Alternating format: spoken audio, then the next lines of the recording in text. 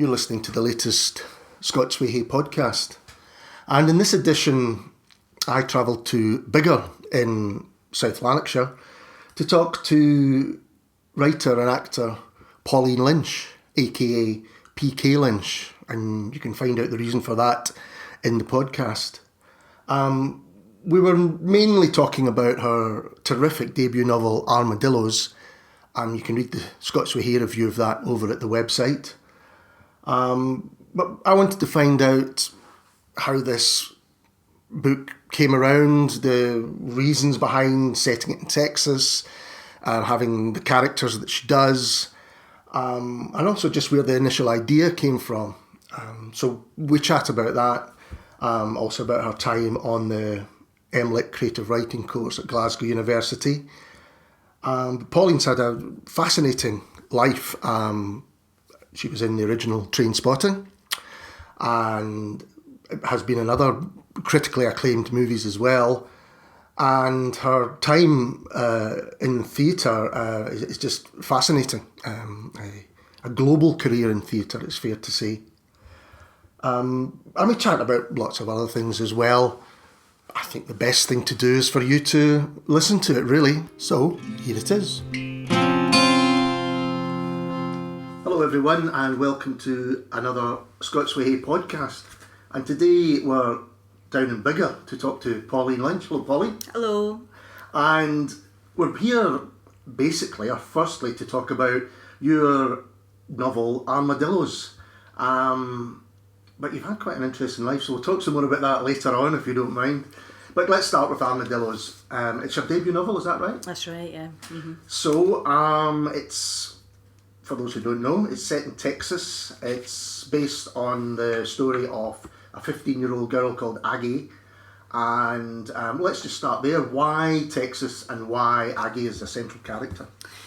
Well, I should probably say that the book started as a writing exercise and was never going to be any more than a few thousand words, I thought. And so with that in mind, I didn't apply the same kind of planning that I might have done, so I immediately gravitated to, we were given half a sentence in a writing class, and my half sentence was, I am still a long way from home, but... So that gave me the idea straight away that somebody was moving away from home, and I finished it by saying, I'm beginning to feel I'm never going to be far away enough. Okay. So I knew it was somebody who was running away from something. Yeah.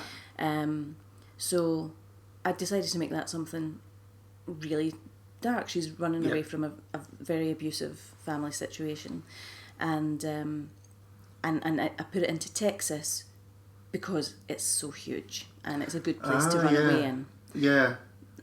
I figured she'd be able to disappear, fall through nooks and crannies, and meet all sorts of different people. I'd never thought about that, but you're right. If you in Scotland, there's always this sense that no matter where you are, you'll bump into someone from your street or next door, all of that. Yeah. Whereas, as you say, Texas, it's so huge. Yeah, absolutely vast. But I did actually make a big rod for my own back when I decided that I was going to keep going with the story, because I had such a mountain of research that I had to do, in terms of the psychological journey that she had to go through, and also in terms of, American language, American culture, sure. Specifically Texas, and even just within Texas, the landscape changes massively depending on where you go. So there was a lot of work to do, but I loved it. I really enjoyed writing it. Did you manage to go over there to do a bit of research in? I did. I was at Glasgow Uni, and I won a prize for a section of the book, and used that to fund a trip over there. It was amazing. It was a big step for me, because I'd been a stay-at-home mum for a few years, and it was a big change from my everyday life to go over there on my own. But it was amazing. It was absolutely amazing, and I'd recommend it to anybody. It's a fantastic place. I think it really worked, because the sense of place in the book is spot on. It's really hot and dusty, and even in the cities, it's you get that feeling that everyone, it works with the story because it makes you feel a little bit uncomfortable. Well, you say, it's a tale of someone trying to escape familial abuse, sexual and psychological. So what made you decide to kind of take that on? Because you make it very clear, I should say, at the end, there's an afterword where you talk about a sense of responsibility that you had in writing the character. Yeah. So why did you decide to make what's obviously a difficult character to write about, a difficult subject to write about? Well, as I say, there wasn't a lot of thought put into it initially. It was an instinctive thing where I thought she has to be running away from something really terrible, and I can't imagine many things more terrible than that. In terms of the responsibility that I felt, that came as I was learning more and more about it. Yeah. I didn't want it to be gratuitous. I didn't want it to be exploitative. I wanted to try and make it. I didn't want it to be sensational either. Yeah. I always wanted it to reflect her truth. Yeah. Not saying that her experience is universal. No. Because everybody's experience is so unique to them. But I did want to be careful not to kind of showboat it in a way. A friend of mine has a husband who's a psychologist, and he had said that a lot of people who come through that kind of abuse, they never ever feel like they triumph over it. They don't emerge winners. Yes. There's no romantic Yeah. coming to terms with everything and I'm a better person for all of that happening. It's something that damages a person forever. Yeah. And the best that you can do is learn to live with it. The thing that struck me was that you gave Aggie a real, and there's a historical context, because it's clear that this isn't something which happens in isolation. There's a history there, there's a history to her family, which kind of unravels as the book progresses. There's also the sense that, yes, she's trying to escape this, but for the reasons that you mentioned, she might be able to physically escape it, but she just can't psychologically escape it. And also what you say there about your ending had to feel true and not, for want of a better term, happy. Mm-hmm. And I think you managed to do all of those things. I mean, how did, without to go into any details, but how did you approach how you were going to deal with the characters of the family in particular, or did that? Well, that's an interesting one, because the family dynamic, there's the father, and then there are the kids who are grown-up kids. Yeah. Aggie's the youngest of them all. Yeah. Her sister Jojo, her brother Sai, and her brother Ash. And Ash ran away a long time ago.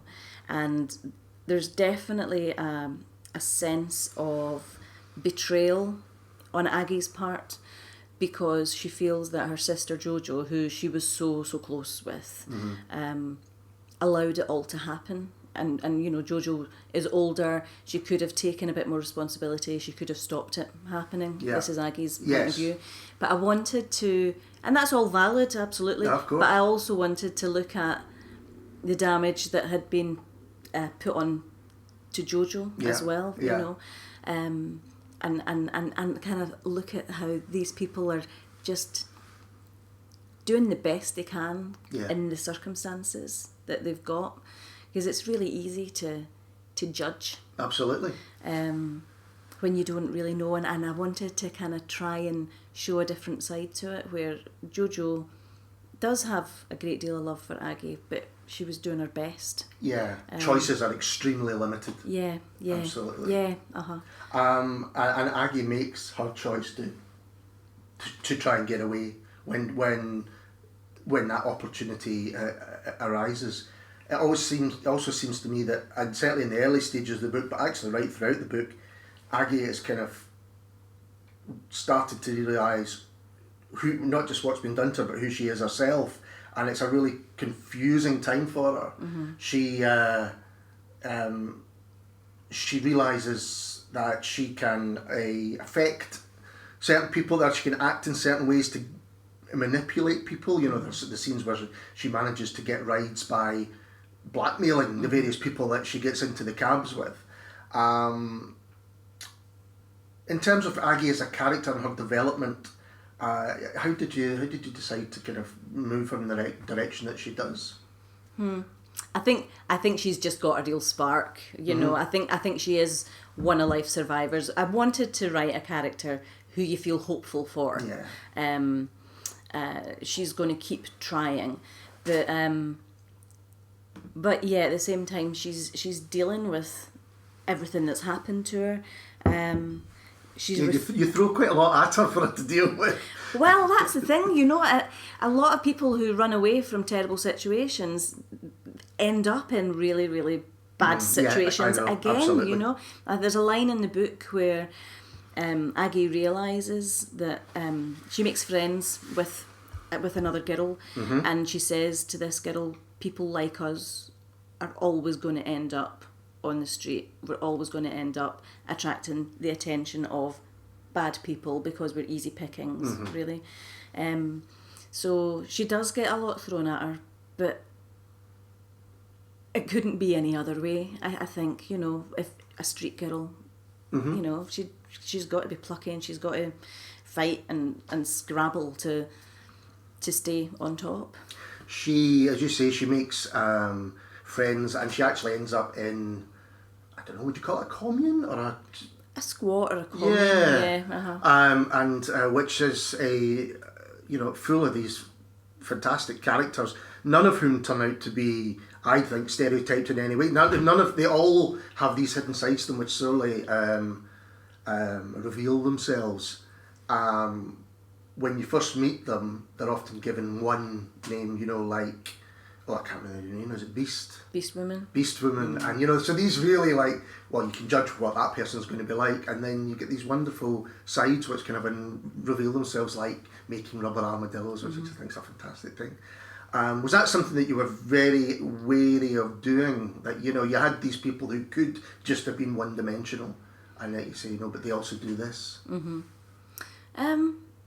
Was I aware? I guess, yeah, you're writing characters, you want them to be interesting characters, you don't want them to be one-dimensional. I mean, that's kind of one of the basic Well, yeah, I know. I'm just interested how characters come to people, because when we were doing the podcast with Ian Maloney, he said one of the characters in his most recent novel almost came to him fully formed, like he knew what she did, he knew her background, and he that was the first time it ever happened to him. And I'm just wondering how the characters come to yourself.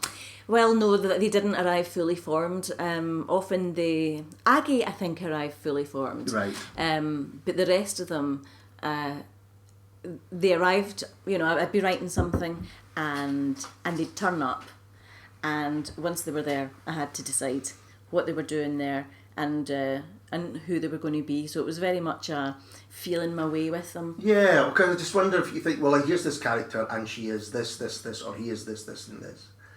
And then I just wonder, when do you decide, for instance, that one of the male characters is a Kennedy conspiracist, which was just a great little reveal, and you think, I didn't see that coming at all. Well, that was partly to do with the research trip to Texas. I went to Dallas. Was it full of Kennedy conspiracists? Oh, quite possibly. I don't think I met any of them. I did meet a guy trying to sell me all sorts of tea-stained newspapers, you know.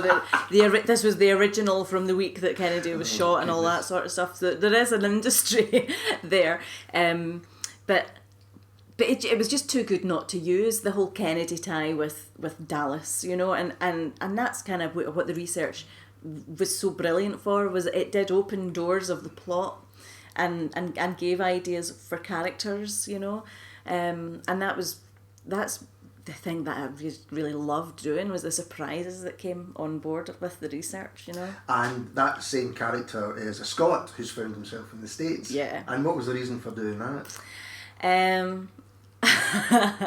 I wanted to have a little bit of myself in there, you know. And also I did have this one fantastic line that I had said to me when I was in the States a few years back, where they said, "Where are you from?" And I said, "Oh, I'm from Scotland," and it was, "Oh my God, you speak American over there." Yeah. And I wanted to put that in, you know. So yeah, those were kind of the main reasons for it. I just wanted to have a little Scottish hook, and I wanted to use that one line as well.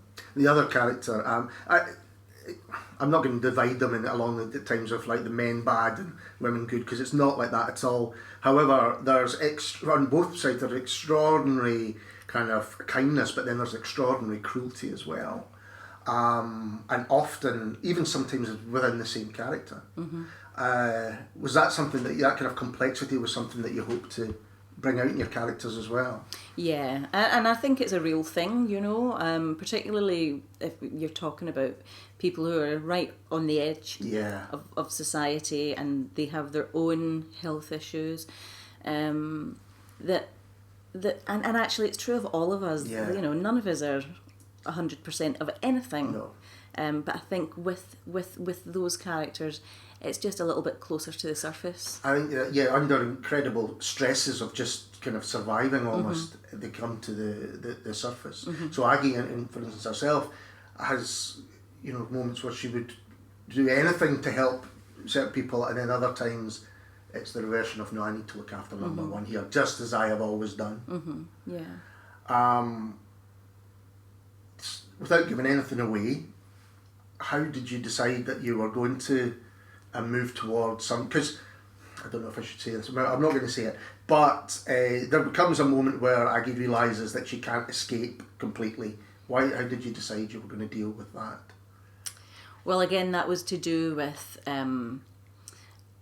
she spends a lot of the book running away from her problems, and as you say, she realises that she can't, and she's got to go back and face what she's run away from.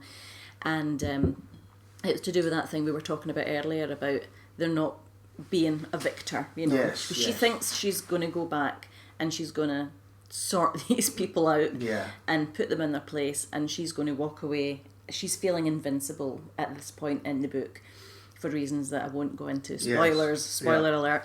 But she does go through something and thinks that if she can survive that, she can survive anything, and why should she have this spectre of her past chasing her all the time?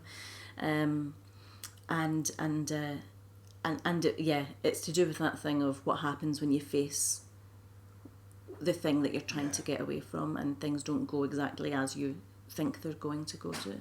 I mean, at the beginning she feels that she has to escape, or that's the only thing open to her, and she has to find a way of doing it. And then through meeting all these people and realising she can deal in all sorts of different ways with all these people, that seems to be the strength of, no, it's actually the other way around. I've got to go and I can deal with this, so maybe I can go and deal with that, and maybe that doesn't turn out the way anyone expects, but that's what she has to do. Yeah. And actually I think that her whole story within the book is such a tiny part of her life. You know, she's very young, and it's almost as though that is the first step in her becoming a strong woman who can actually live on a day-to-day basis in a healthy way. There's going to be a lot more, but you definitely, I want there to be a real sense of she's on a journey. Yeah. And that's just one little tiny part of a journey that's going to go on, and she's going to have other obstacles, but she'll be a little bit better equipped to deal with them. I think what I took was that she discovers, because of how the characters are written and because they've got all these hidden sides to them and different emotional states, that people are not easily defined, and they're not defined by one thing, and therefore she's not easily defined, and she's not defined by this one thing, which I think at the beginning she maybe feels that is going to define her. As you said, it's the beginning of what goes on. Yeah, I think that's exactly right. Absolutely. It's not going to define her. So you said that this started as a short piece in a writing course, and that was the Creative Emirates at Glasgow. That's right. Was it? So, why did you decide to get into writing?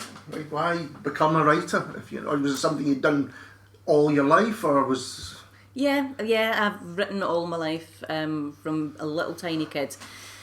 boring the pants off any adult that would listen to me with these stories that I was writing. And but I went into drama. I became an actor.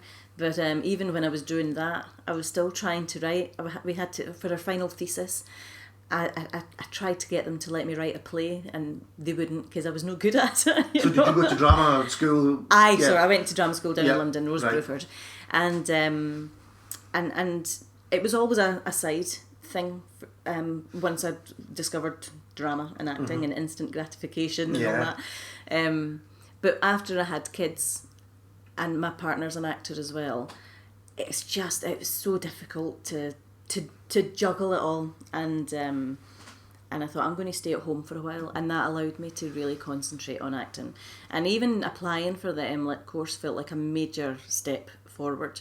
I really ummed and ahed and phoned friends, and I was anxious about it. Yeah, you know? no, I know many people exactly the same. I've been lucky enough to know a few people who have done that course, and nearly all of them say that this is a big deal. Whether it's because you're going to have your writing judged almost in the way that, an academic paper would or something like that, I don't know, but a lot of people feel that. Yeah, and I think also if you're committing a serious amount of time and money to something, then clearly you're starting to take it seriously. And if you're taking it seriously, then people will then get the right to tell you that you're a bit shit. Well, that's it.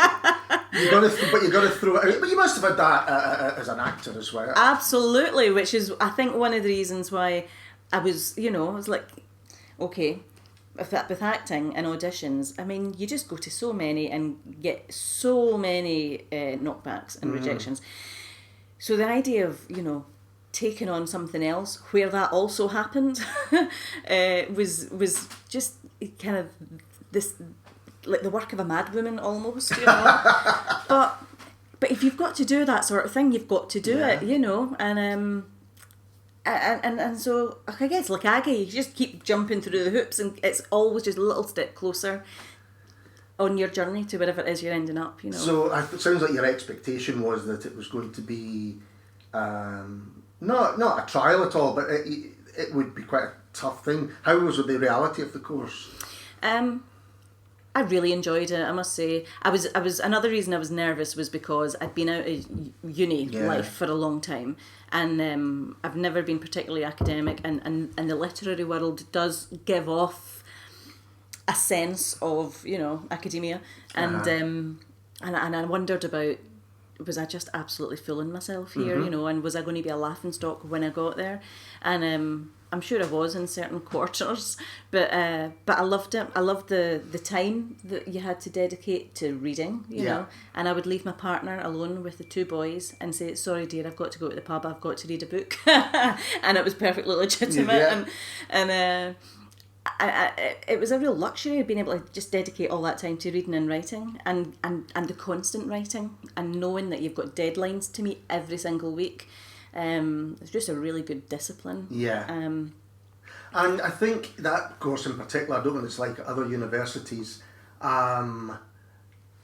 it's a very well thought of, but it's almost thought of as being separate from maybe the academic stuff because it is so practical. And yes, you're getting judged, but you're coming up with stuff which I think almost works, I might be wrong, almost in the way of a book group that would work, like you're showing your peers your work, you're getting honest feedback because you're giving honest feedback and all those things. It seems to me that's almost as important as any mark that anyone will give you.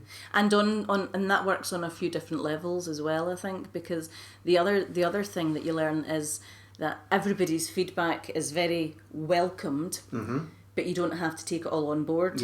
Especially when you start getting contradictory pieces of advice, and that kind of makes you go, oh, okay, fine. So at the end of the day, I'm the one that has to make this decision. Exactly. So, and when you're just setting out and you don't really know very much, and you're very, very eager to take all the advice you can get, So just to hit that wee wall and go, oh, I don't have to take all that advice. I can trust myself a wee bit and go down this road, So I really recommend those courses. I think they're great. Obviously, not everybody can do them. No, which is a shame. Absolutely. And I don't think they're a necessity by any stretch of the imagination, because really what you're saying is true. They're like a writing group. Yeah. And if you can find a good bunch of people to have that level of support, then that's just as good, I think. I think what they seem to sometimes give you, which is perhaps a little unfair advantage, is contacts of people who maybe have already been published or are already, that kind of thing. Yeah. And that's like anything in life. Yeah. I find that's a funny thing as well. The social side of it, and there's a lot of lit reading, because writing's a really solitary task. But there's a real, especially in Scotland, there's a massive amount of lit events and spoken word events, and you kind of feel like you need to be joining in with all of them. But actually, at the same time, you don't want to, because you do want to just be sitting on your own with a pen and a bit of paper. That's interesting. I think that's interesting, because this has become increasingly, this is almost part of the job, for want of a better word, of the writer, is that they have to go out and sell the book. Mm-hmm. And what I mean by that is almost perform. Mm-hmm.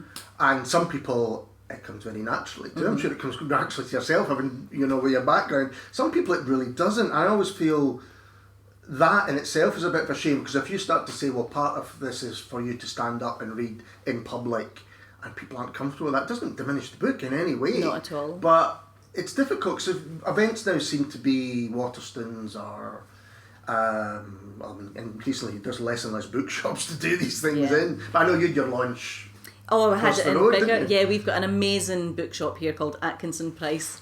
Like blatant plug there. I'm going to it after this. Oh, Definitely. they're a fantastic bookshop. They're amazing. They're really small, but they've got such a wide selection of stuff. In fact, we moved out to bigger just as I was starting that course at Glasgow Uni, and I had a reading list, and I went into the bookshop, and I really didn't think I'd get any of it, but they had about 3/4 of what I needed. It was amazing, and they add so much to the town. They're always, and they gave me a launch. When they heard that I was being published, they were so thrilled for me. They took over. They got in touch with the publisher. They organised everything, and they had their display in their window was all to do with armadillos for a week or two. Brilliant. And it was fabulous. More of that kind of thing. I mean, really, there's no reason why it's that wonderful. can't survive. No, absolutely. No, it's wonderful.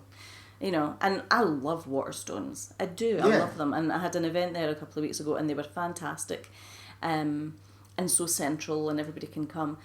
But I think there's space for both. There I think definitely is. Definitely is. Have you written anything other than fiction? Have you done any plays or any? Yeah, well, when I first really started concentrating properly on writing, I was writing drama because I was an actor, and it just felt the most natural thing to do. So I wrote one play, which everybody says your first sort of piece of work or your first book or whatever is all to do with the reflection of what's going on in your life at the time. Yeah. Well, I think I avoided that with Armadillos because I'd previously done it with a play that never saw the light of day, thank goodness.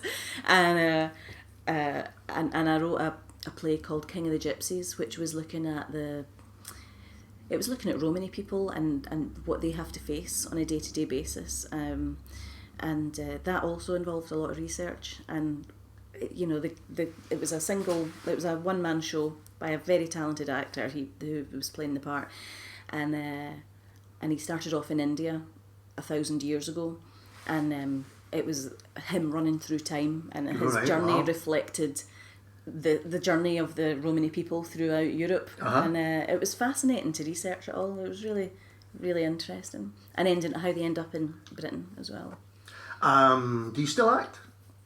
I have done. I've done a little bit this year. I don't seek it out. But I was just wondering if now you've written Armadillos, and if you were still involved in acting or theatre or film or whatever, whether that was something you would maybe want to kind of take on. Yeah, I think so. I think it's such a huge part of my life that I like acting. I love writing. It's being creative. It's doing stuff. What I love about writing is that you're the boss. when you're an actor, you're not the boss, you know. Yeah. You're very much part of something, and that's great if everybody's on the same page. But if they're not, it can be really dispiriting, you know, and you can be attached to a project for a long time like that. Whereas with a book, you know, anything goes, and it's once it's finished, and you hand it over to your agent and your publisher, and they start saying, what about this and what about that? I love all that because it's collaborative, and that acting is completely collaborative. So for me, writing, you get a little bit of both. Sure. Was Armadillos something did you ever imagine that maybe someone might read it and think that could make a screenplay or something like that? Or did it never cross your mind? I think it would be a good screenplay. Surprisingly. Actually, so do I do. I've had a few people say that they can picture it. I could picture it as a screenplay very easily. And somebody's told me that I should just start writing it. So maybe I will. So with Armadillos, your name is P.K. Lynch. Mm-hmm. On IMDb, it's Pauline Lynch, mm-hmm. and in real life, it's Pauline Lynch. Who am I? Why the PK? What was that about? It's a gender neutral name. Really, for that's a gender neutral cover. This is the world we live in. I was asked, do I have a middle name? And I said, I'm afraid not. And he said, well, can you come up with something? So what does the K stand for? I just come up with K. K stands for Kernigan. Kernigan was my mum's maiden name. Fabulous. And I love the name Kernigan. I think it's a really great sounding name. And in fact, somebody said to me, why don't you just be Kernigan Lynch? And I thought, I love that. But it was too late by that point, so I couldn't do that. Kernigan Lynch sounds a little bit like a friend of Ernest Hemingway's, like, you know, down the pub. Exactly, yeah, I could see myself as a friend of Ernie's. But that was the reason. It was gender neutral, and you know, a lot of people won't buy books by women. Well, that's interesting because I've been told by a publisher not that long ago that men don't sell anymore. Is that right? That's So that's an interesting well, so you've covered both bases. Yeah. So going back onto your acting career, you were in a little film called Trainspotting. That's right. At one time. Uh-huh. So tell us a bit about that. Was that your first kind of job? Yeah. I was still a drama student, and somebody, a friend of mine in my year, told me, "Oh, there's auditions for this happening. You know, why don't you get onto it?" And I'd been chatting to an acting agent at the time and said, "Do you know anything about this?" And he said, "Yep, don't worry, I'll sort it out." And I went along and met Danny Boyle at the tobacco factory in Glasgow. Mm-hmm. We were having all the auditions along there, and I just got on really well with them. Yeah. And they offered me the job, and I jumped for joy, obviously, you know. But it was really, like, I had no idea what I was going into. Sure. I mean, I knew the Trainspotting, I'd read the book and all that, of course, but in terms of actually filmmaking, I had no idea. I really was just there with my eyes wide open, taking in everything I could take in, and just loving being in that environment because it was so, again, collaborative. Mm-hmm. Everybody is just there. Everyone's got the same goal and everybody was moving towards it. It was a really happy experience. And I had no idea that it was going to that's what I was going to say. I mean, nobody would make a film to know it's going to be that stellar. But from, you know, a film based on a cult Scottish novel, and it was a cult Scottish novel, I mean, you know, for it to become kind of the defining film of Britpop, if you like, with everything that goes with it. Mm-hmm. I mean, how did you react to that? It's just luck, isn't it? I mean, it's just sheer luck. It was just caught the wave. Yeah. You know, the timing was perfect for it, and how did I react to it? Much the same way as I reacted to getting the job in the first place, just eyes wide open and taking it all in, you know, because Lizzie's not part of the character I played was Lizzie, and she's not part of the main cohort. I mean, the guys and Kelly got a massive amount of all publicity, on the poster and all that stuff, and I was very much on the sidelines of all that. So it was more of a sit back and watch it in amazement rather than Right, okay. feel like I'm on this tempest-tossed boat of fame, you know. It wasn't like that at all. And, I mean, you've been on another few well-known films like Flying Scotsman, by Graham Aubrey's story, which I'm fascinated by Graham Aubrey as a person. That was Really? Yeah, I just think he's a very complex and interesting... I was quite into my cycling at that point, and the way he would build his own bike and go out there, and a real driven character, but not in a particularly healthy way, I was thinking at the time. Thank God he had an outlet. Yeah, well, exactly, yeah. And beautiful creatures as well. Aye, yeah. I guess I was just lucky, really. I've loved it. It was fantastic. I did a lot of theatre work as well, which let me tour. So what kind of stuff did you do in the theatre? I did.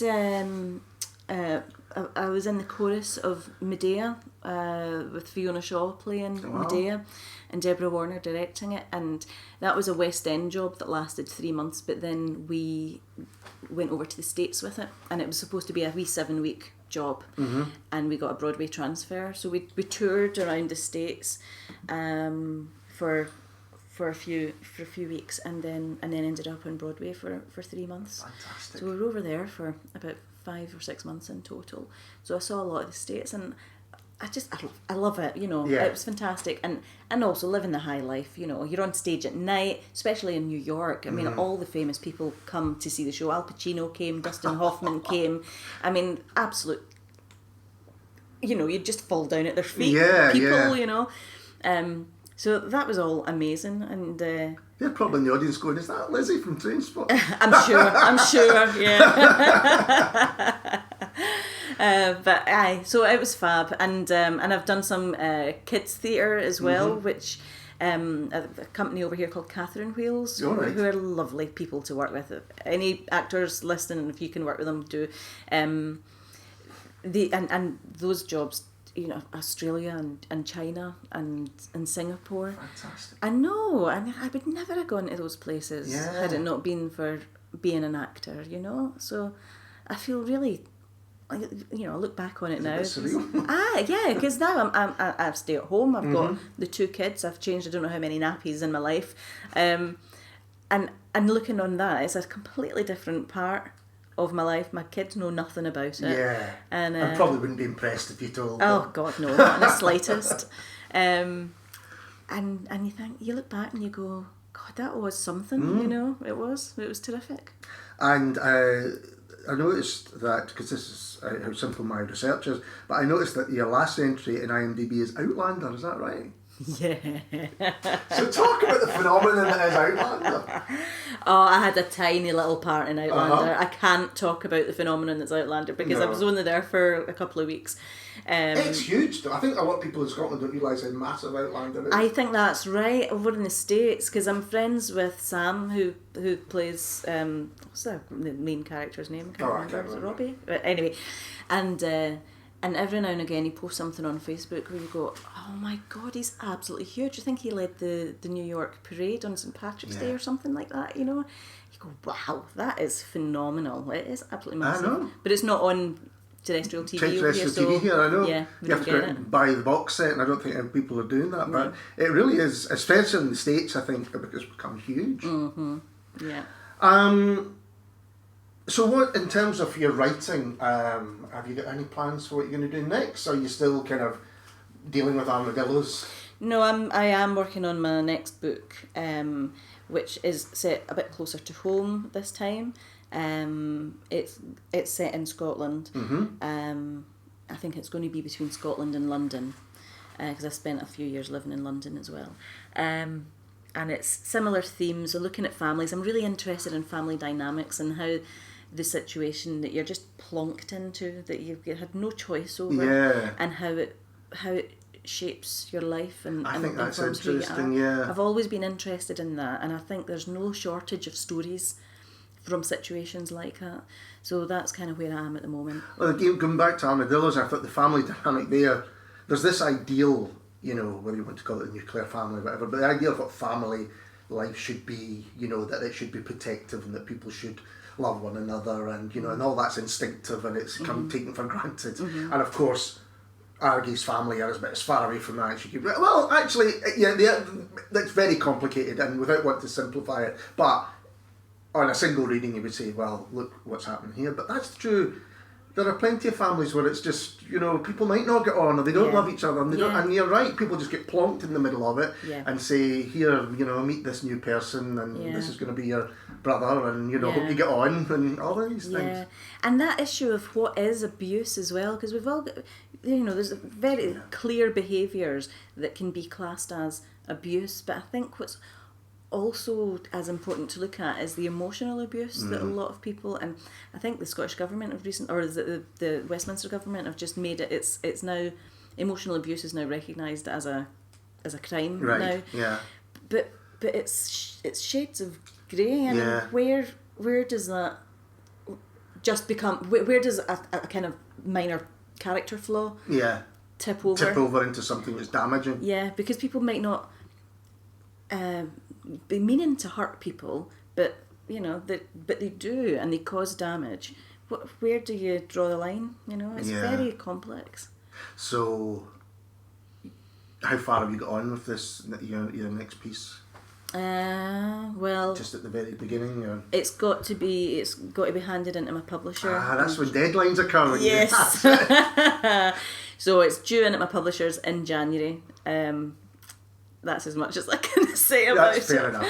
Because you don't know how, when you're writing a novel, how it's going to change, So it's happening, it's on the road, but I've got no idea how it's all going to end up. And just to round off, who, as in terms of novelists or other writers, who were your influences? Who you could look up to? Well, at the moment I just love Maggie O'Farrell. I discovered her quite late, so I've been reading a lot of her books close together, and I love her writing. It's so soulful. I love it. Toni Morrison, I love. Yeah. I've spent quite a long time reading all the Patricia Cornwell books as well. I seem to go through phases of really enjoying a thing at a time.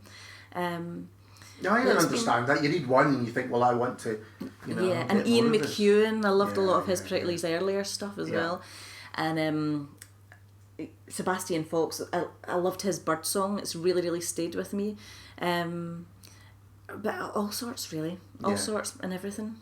Jeanette Winterson, I've read a lot of Jeanette Winterson stuff as well. I like poetry. I like poetry and prose.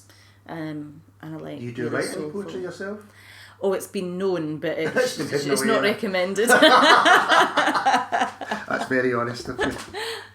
Well, Pauline, I think we'll call it a day there. Thanks so much for talking to us. Not at all. Thanks very much for having me on. And we'll be back very soon with someone completely different. Cheers. So that was the latest Scots Whay podcast, and I hope you enjoyed listening to it as much as we did recording to it. We had a great day.